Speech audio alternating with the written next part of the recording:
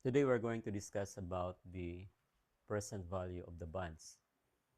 Okay, now it is established that the bonds is to be initially measured by means of its fair market value. Yun yung unang-una na measurement talaga ng bonds. Pero may mga pagkakataon na yung yung fair market value is not given immediately doon sa mga problems. So ang gagawin, yun yung problema ng mga estudyante kung hindi mo alam kung paano mag-compute ng fair market value.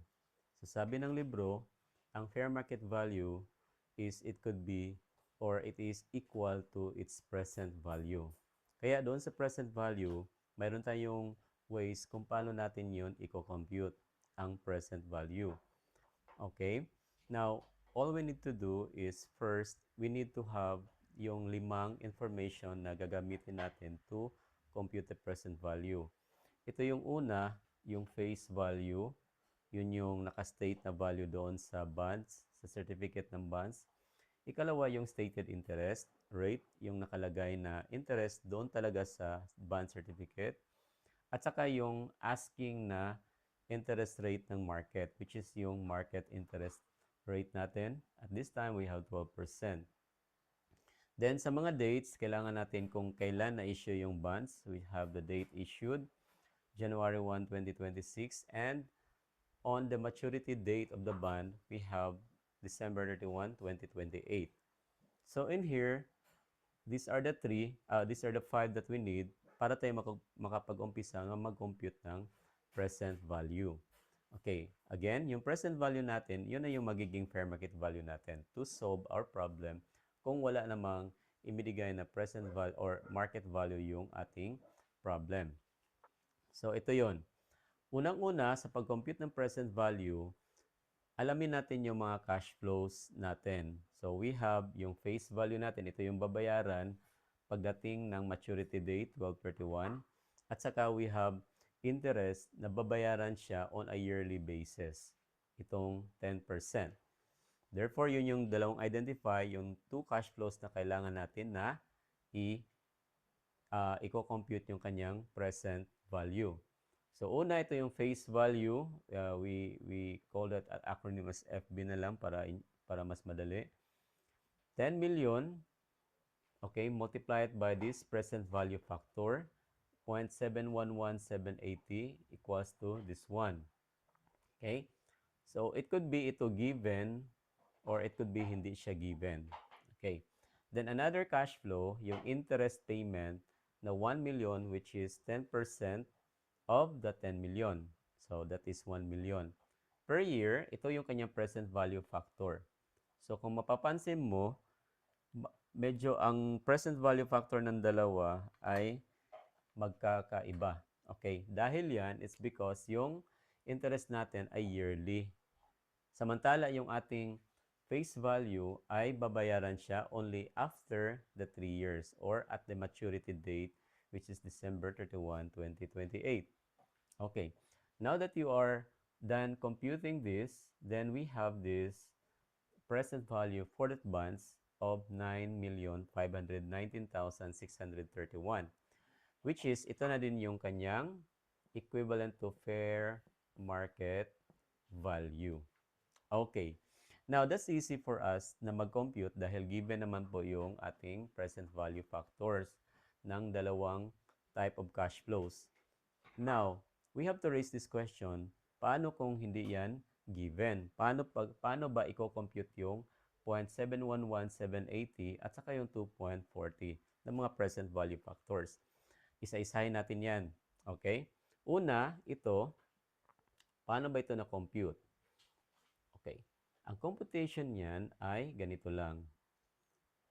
1, ito ha, una natin. 1 divided by 1 plus 12%, yung interest ng market ang gagamitin natin dito. Okay?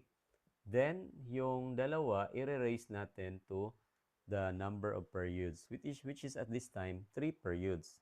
Okay? Kasi yung number of periods, yun yung katatlong bibilangin yung interest. So, we have 3. Okay, to simplify this formula, we have 1 over 1.12% or 1.12 raised to 3. So, raise natin yan sa 3. That will give us this 0.711780. Yun exactly. To be safe, you need to have an allowance of 6 digit or 6 decimal points before you round off. Okay. Again, this is for the space value. Yung present value naman, para dito sa present value factor, ito yung formula. Okay. Now, kung nakuha mo na ito, ang gagawin mo lang, idugtong mo lang yan dito, itong 0.11780. Yan. 1180, 780, 1 minus 0.11780. Then, yung dalawa is i-divide mo siya sa sa 12%. Okay. Then, you can get this 2.401831. Pwede mo i-try sa calculator mo if you want to test kung tama ba. Okay. So, paano ba ito gagawin sa calculator? Okay. Itong ano na to, pwede mo siyang gagawin sa calculator by, if you're using desktop, okay, kasi yung recommended naman talaga is yung desktop calculator. Ang gagawin mo lang dito is, para makuha ito, una, sa calculator how to work in the calculator. Sa year 1 or sa period 1, i-press mo yung 1 divided by, okay, so mayroon kang dito, divided by 1.12. Okay. Then, after that, again ano lang natin para medyo klaro.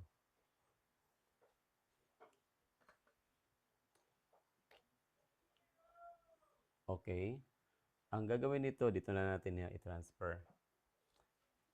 Sa calculator, desktop calculator, using desktop calculator,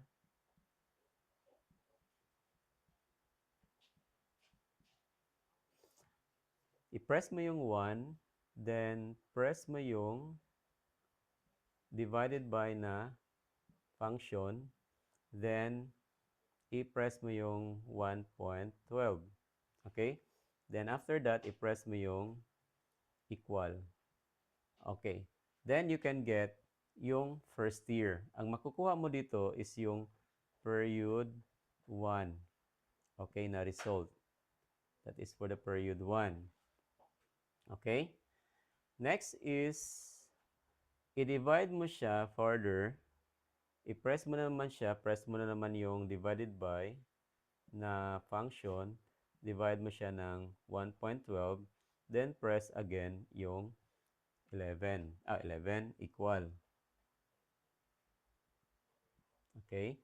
Then you can get the period 2. Okay?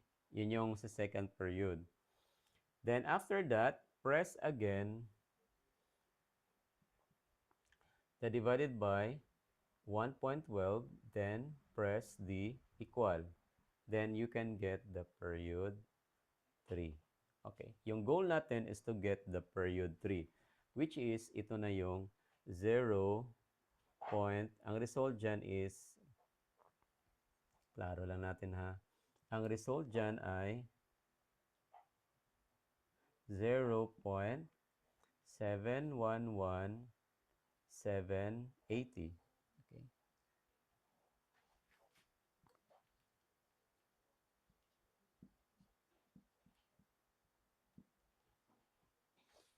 Okay, so that's it. Ngayon, nakuha na natin itong ito sila. Okay? Itong for the face value. Okay. So ito yung ma-apply natin for the third period sa cash flow na mangyayari at the end of the period 3, which is December 31, 2028. Okay. Now let's try to calculate muna kung anong meron dito. Okay. So sa first year, period 1, try to calculate 1 divided by 1.12 equals to 0.892857.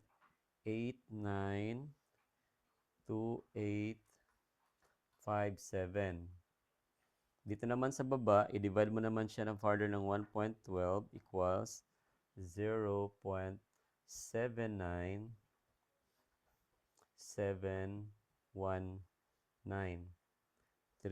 right? Or 194. Okay. Now, having the computation like that, pwede mo siyang i-total para ang result diyan ay ito, present value factor for the interest. So to get the total, basta i-total mo lang yung 0.7 itong 0.89 dito sa itong tatlo, 28, tapos yung 0.711, 780. Okay, then you can get that 2.401831. Okay, i-try mo dyan sa ano mo kung makukuha mo itong na present value factor. Itong present value factor, ito na yung dito. Okay? Okay, now, what's the benefit that you can get from here? Kasi ganito yan. Hindi mo na kailangan dumaan sa ganitong formula para makuha mo yung annuity. All you need to do is to get each of these and get the total, and that's it. Yun na yung ating present value factor for the interest. Para yan sa pangmadalian na pag-compute ng ating present value factor. Okay. Now, para mas madali talaga, ito lang yung gagawin nyo. Okay? Bale, after doing this, yung 1 divided by etc., ilagay mo siya, example ganito, 1 divided by 1.12 equals, okay, 0.89. I-press mo yung memory plus. Okay? Press mo yung memory plus, so mag-register na siya doon sa memory plus mo. Sa sa yung M plus, kita mo yung every time na calculate ka ng ganyan, i-press mo yung memory plus. Okay? Then second, so i-divide mo naman siya ng 1.12 equals 0.797194. Press mo naman yung memory plus dito. Okay? Then, i-divide mo naman siya ng 1.12 equals 711,780. Then again, press the memory plus. Okay. So ngayon, what will happen is that habang nagpipress ka ng memory plus, lahat ng mga result mo dito ay i-add niya doon sa memory ng calculator mo. Okay. Now, the next problem is paano mo siya i-retrieve yung mga na-register mo doon sa memory ng calculator mo. I-press mo yung MRC. Ang tawag dyan, memory recall. So, pag-press mo sa MRC, then you can get here the amount, this 2.401831. I-try mo doon sa sa calculator mo. So, again ha, idagdag lang natin doon yung una kanina, yung formula natin. So, this is again for period 1, period 2, period 3. So, idagdag mo tong every time na mag-calculate ka, idagdag mo siya ang M plus. Then, press M plus. Then, here, M plus. Tapos, para makuha mo to, then ito, mo yung MRC, memory recall. Okay.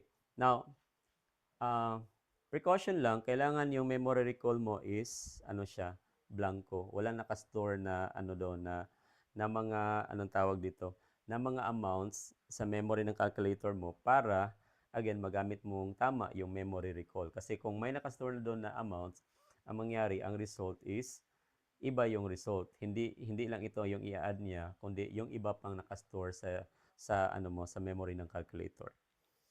Okay, so that's it. Kung calculate using the calculator operation, pagtapos ka na dyan, then very easy for us to calculate the present value of our bonds. Okay, then we can proceed now to the preparation of the amortization table. Okay, now again, just review your video if you want to get the details of this. Okay, now ngayon, sa ating present value, sa ating amortization table, ito ay ginawa para malalaman natin kung magkano yung interest expense nato every year at saka magkano yung amortization natin. Bakit? Kasi yung interest expense natin is not as straightforward na pag-compute lang, not as simple. Bakit? It is because the carrying value of your bonds payable ay nag-change siya from time to time. In this case, nag-i-increase siya starting from 9,519,000 hanggang sa nagiging 10 million siya. So, increasing. Therefore, since our interest expense follows kung ano yung balanse ng ating carrying value, kung ang yung carrying value ay nag-i-increase, yung behavior din ng ating interest is nag-i-increase din. Kaya ganito yung ating computation ng interest dito. So from 1.142 hanggang sa pinakamataas on the third year, 1.78. Kasi yung kanyang basis is nagiging 9821. Samantala, yung pinakaunang interest, ang kanyang basis is dito. Okay. Now, let me explain about the amortization table. Yun lang yung muna yung overview. Okay, yung amortization table, ito ay magsisimula ito dito. Kung ano yung nilagay mo dito, yun yung ating beginning dito. So, beginning is, we're talking about January 1, 2026. Okay, this is our date of issuance. Okay, now after a year, dito, nag-run na ang after 1 year, so we have first payment of our interest on December 31, 2026. Itong interest expense na to ay galing yan sa 9,519,631 multiply it by the 12%, which is our market interest rate na 12%. Then you get this one. Okay? Ito. Okay. After that, yung interest expense mo, i-deduct mo yung 1 million dito, yun yung interest payment mo. Then you will get the amortization. This is the amortization for discount. Okay. Yan. Okay, amortization yan for discount. Now, anong gamit dito? Ang discount kasi is a contra liability. In other words, if you have a discount, it will reduce your liability carrying value. So ito is pang-reduce na naman ito against the discount of the bonds payable. So therefore, if yung contra liability na discount natin ay bababa, then yung ating carrying value ay tataas kasi opposite sila. So ang gagawin natin dito, ang 142 is i-add natin dito sa 9519 to get this another balance of the carrying value which is 9661987. The same operation yung gagawin mo or yung procedure hanggang sa mapunta ka sa 10 million at the end of the third year. So, ganun yan siya paulit-ulit.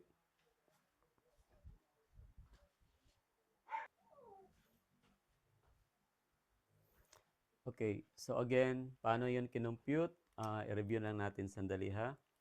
So, itong ito siya, yung interest expense natin is base ito yan dito na 9,519,631 times 12%. Yung 12% natin, ito yung ating market rate, yung 12%. Okay? Ngayon, itong amortization table, amortization for discount, ito, galing naman ito sa difference ng 1,142,356 minus the 1 million. Yun, dyan siya galing. So, ang difference yan, yun yung kanyang amortization for discount. 142,356 for the period 1, which is January 1, 2026 hanggang sa 12/31/2026. Okay. Ngayong handa na ang ating amortization, then pwede na tayong ipagpatuloy or magpatuloy doon sa ating journal entries.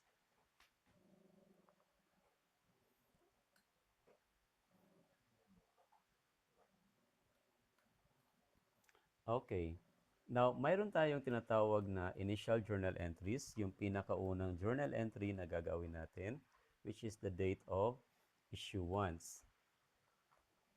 Okay, dito, ang date of issuance natin, yun yung January 1, 2026. Okay. This present value na nakalculate natin, ito yung magiging proceeds natin or proceeds po ng ating reporting entity, yung umutang ng borrower doon sa kanyang pag-issue ng notes ng bonds. Okay, so ilalagay natin yan as cash. Diyan, amounting 9,519,631. Okay. Sa kabilang banda, on the credit side, ilalagay naman niya yung buong amount ng face value for the bonds. So, ilalagay niya dito on the credit, bonds payable amounting 10 million.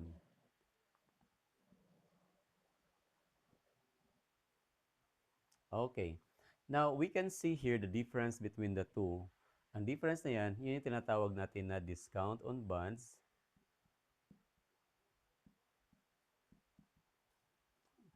We will use na lang we use na lang BP instead of bonds payable para medyo maikli lang yung pagkasulat. So, to compute the difference, i-calculate nyo lang kung magkano yung difference ng 9,519,631 minus 10 million. Okay, that would be 480,639. And that's it. Mayroon na tayong initial entry for the bonds. So again, ang tawag natin dito is initial entry. This is the date of issuance.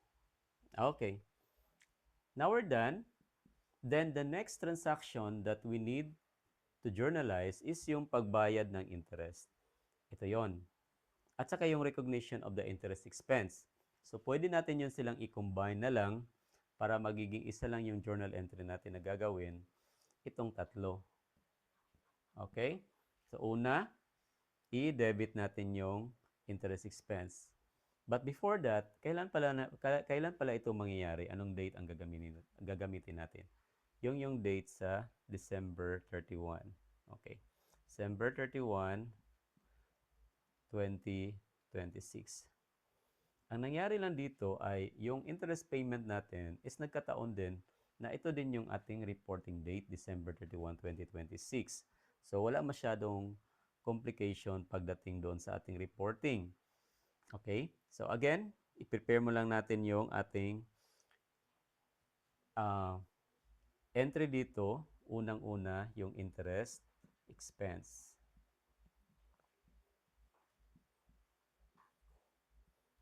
Okay, amounting. Sundin mo lang yung ating amortization table. 1142356. Okay, ikalawa. Mayroon tayong interest payment. Ibig sabihin, gumagamit tayo ng cash. Kung magbabayad tayo, yung ating cash ay nandito sa credit side, amounting 1 million. Okay. At saka, we have amortization table, amortization for the discount. Saan natin ilalagay yan? Ilalagay natin dito sa ating credit side.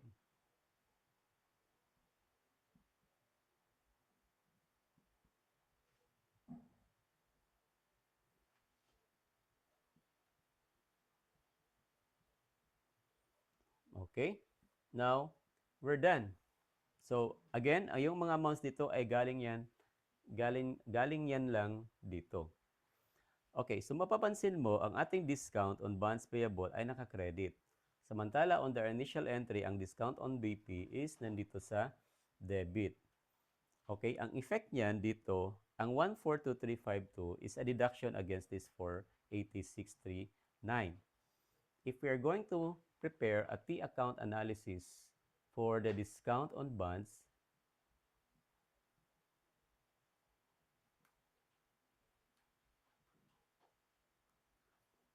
yung discount on bonds, ilalagay natin siya initially doon sa credit side. So, dito yon.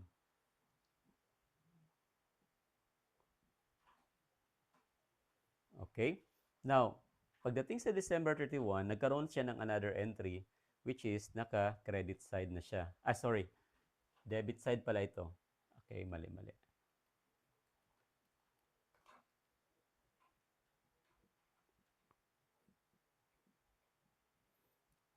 So, ulitin ko, pagdating dito sa December 31, 2026, ang kanyang discount on BP or bonds payable ay nakalagay na siya sa credit. So, ilalagay natin yan dito on the opposite side. 142,352. The effect, yung credit minus debit, ang kanyang balanse pagdating dito ay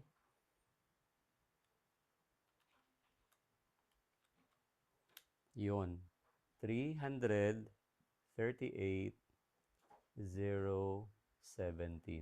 So, ito na yung balanse niya at December 31, 2026.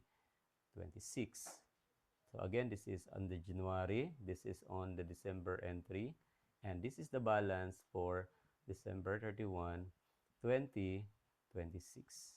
Okay. So, for the first year of 2026, we're done dito sa ating accounting for the bonds payable.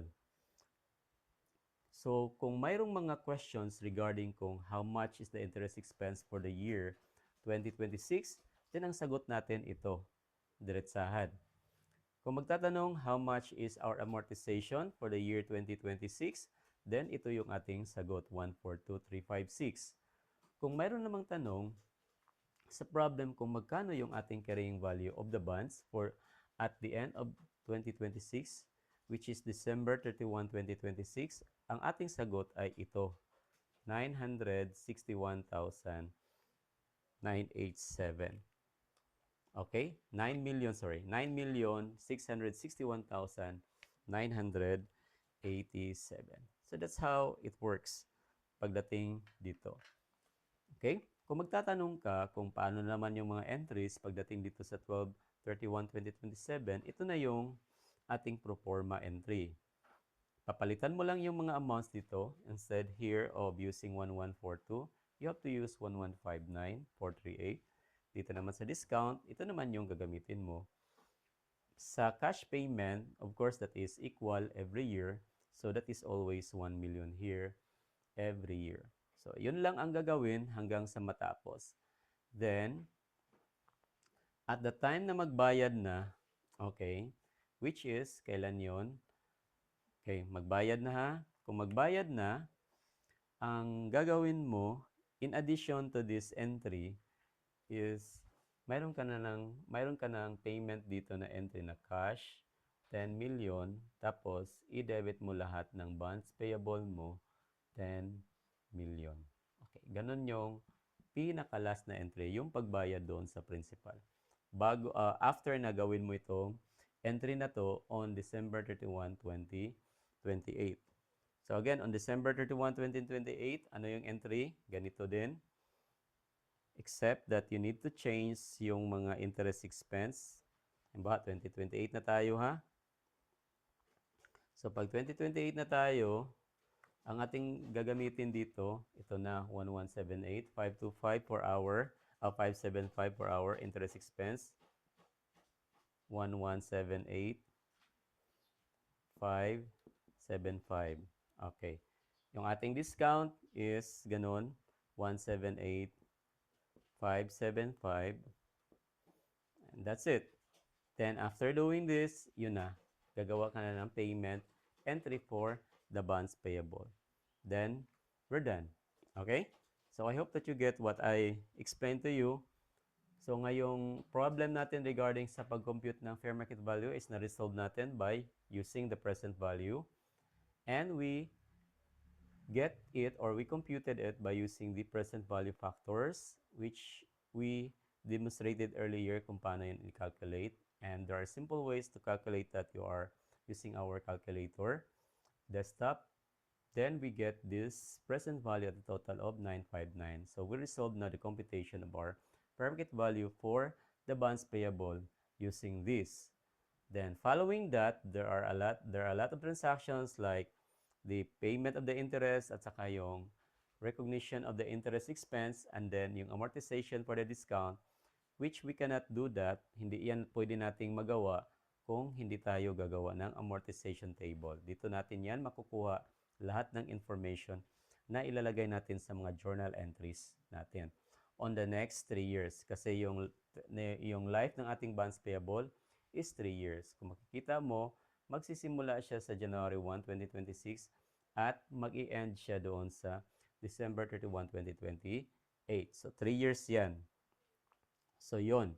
The last entry that we do, na gagawin natin is yung adjustment for the interest expense, or at saka yung bayad ng ating interest at saka yung amortization for the discount on bonds payable. Then we have the entry to pay our bonds payable. And that's it. We're done for the whole cycle of our bonds payable here. So thank you.